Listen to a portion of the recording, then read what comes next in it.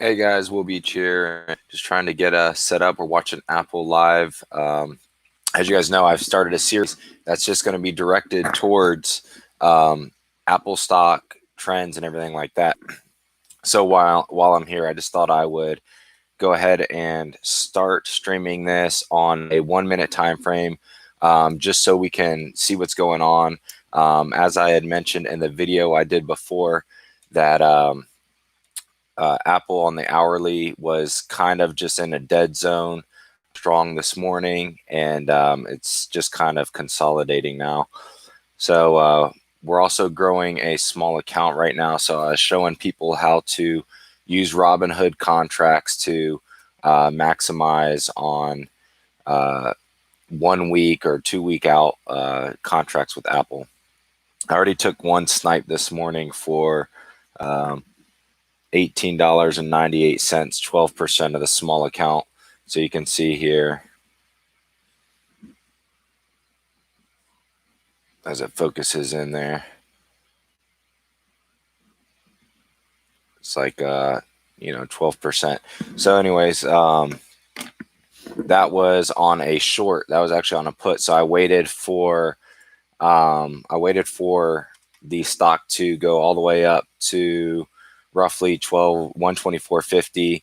And then let me try and get this on the screen here.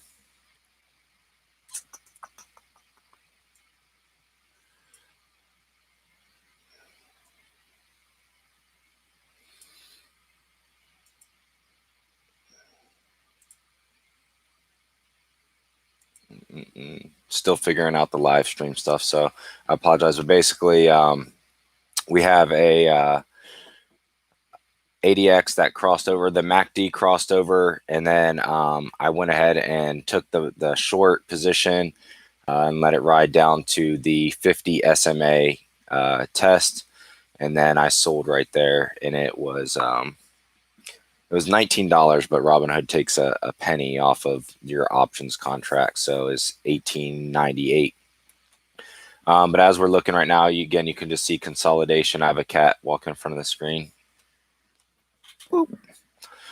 We're just consolidating here. So if we scale out to like a larger time frame, you'll see we broke up above, and then we immediately got this red candle. So we're going to see what happens here. There's no large move happening just yet. So with momentum being that we expect the ADX to be above 25, and we're only at 21 right now, so it's still low. Usually what that means is when we break above this Bollinger Band and there's no momentum, it's going to come back down. It's going to retest something like a 15 SMA, a 20 SMA, and if it holds, then you start gaining the momentum back up, into which you would see really confirming a long entry.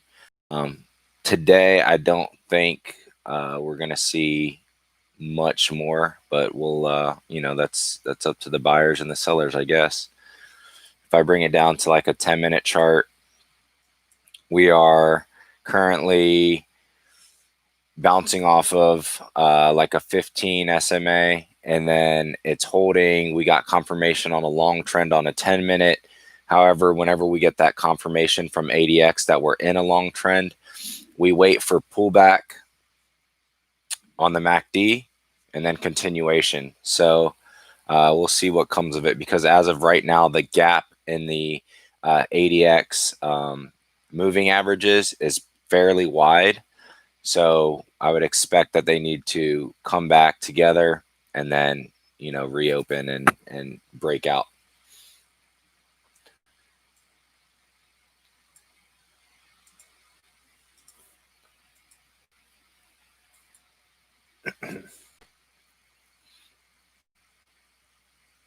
One sec here.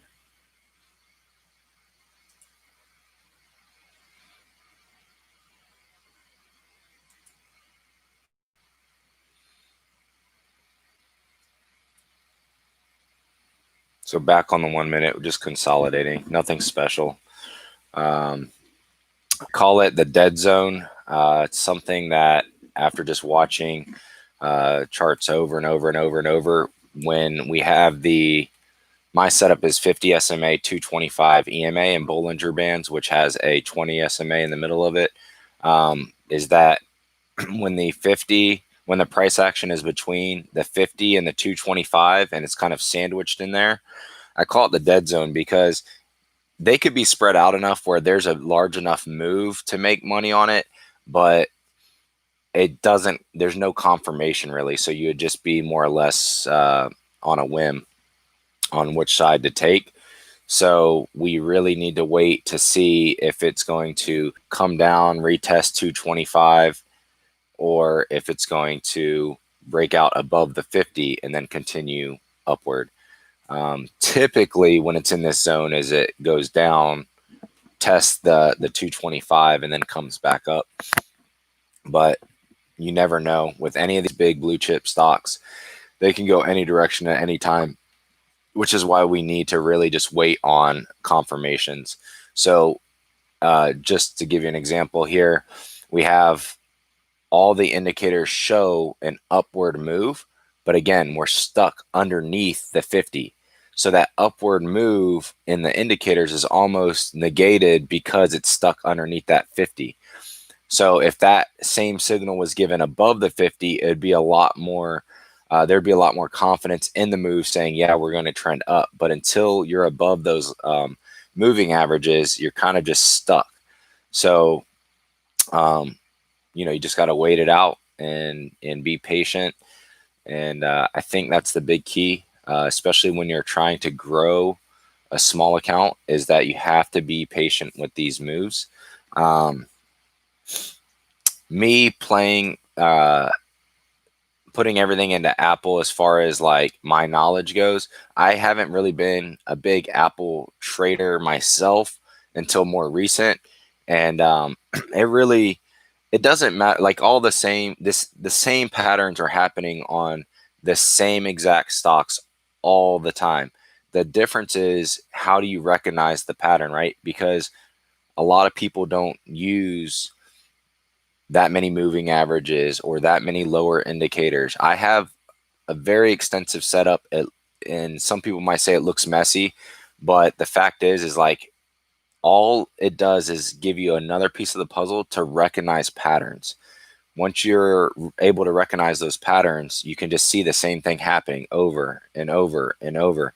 And that's really all we're waiting for. You're waiting for the same patterns. You either want to be in at the bottom before the trend is really initiated, kind of above the 225 and above the 50 as it's just peaking above, and you can try and catch that trend up. Or what I find the most success in is actually waiting for it to complete and then going the opposite direction. But you have to take profit at certain segments, because you don't know when that support is actually going to hold. So for instance, with this, I let it make its run up and then I shorted it right to the 50. And that was what I knew I was going to do, because there's no guarantee that that wouldn't hold. Once you see it start failing, like it's starting to do right now, but again, there's no confirmation to say that it's failed. So that's why I don't take trades in between here. But then it starts falling and you might get it to test the 225. When it gets to 225, you're going to wait for that to anticipate it to hold. You expect it to hold and then bounce back up to the 50. It's going to try and test it again. If it fails, it comes back down. And it's just basically bouncing up and down and up and down. Then you get the actual confirmation as the two moving averages start consolidating and getting closer together. You start realizing which direction it wants to go. So kind of a key thing is that if you're watching charts and you got these patterns, the farther apart your moving averages are, the more likely it is to reverse whatever side it's on to get them back together. That's why they're an average, a moving average, is because that's the average line that the price action is at. So once it gets too far, it has to come back.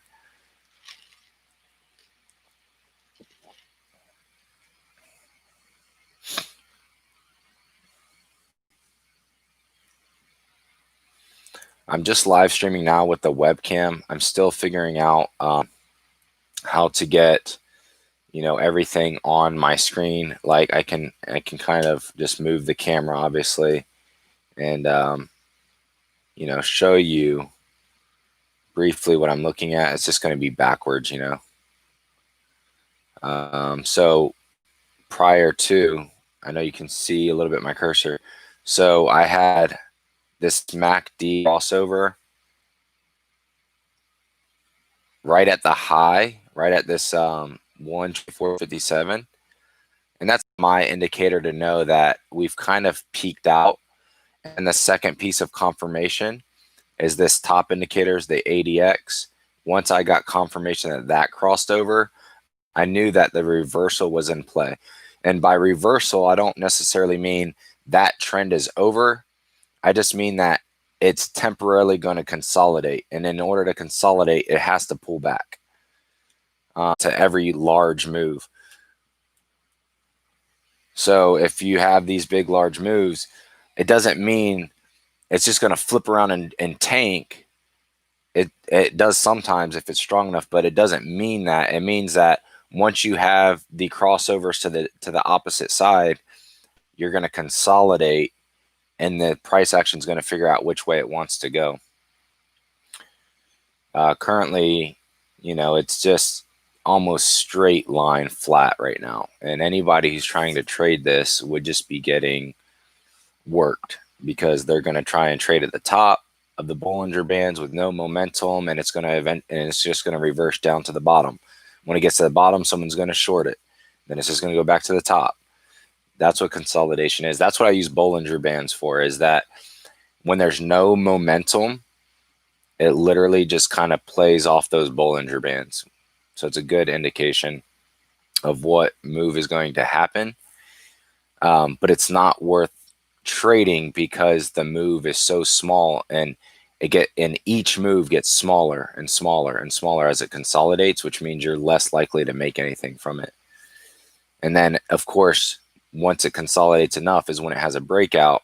And if you're stuck on the wrong side of that on a breakout, you just tanked your count.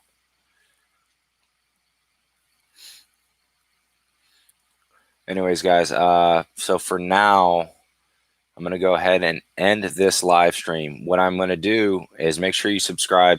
What I'm going to do is keep trying to input these little tidbits, because I'm genuinely trying to teach while we're building an account. Okay, so I want everyone to be able to learn the strategies that I've learned over the last 5, 6, coming up on 6 years actually, where I've got this big compilation of technicals on here. It's a lot to look at. So I just want to give that back to anybody who's willing to learn. And I don't ask for anything in return. There's no point, because I've already learned what I need to learn, and I want to help other people do the same thing. So anyways, I'm going to end the live stream now, and also figure out how I need to live stream and get my actual screen to show and not just the webcam. So I still have to learn a little bit on that, but I appreciate you for coming in and viewing, and make sure you subscribe and like the video. That way we can get more people involved and keep growing. See you guys later.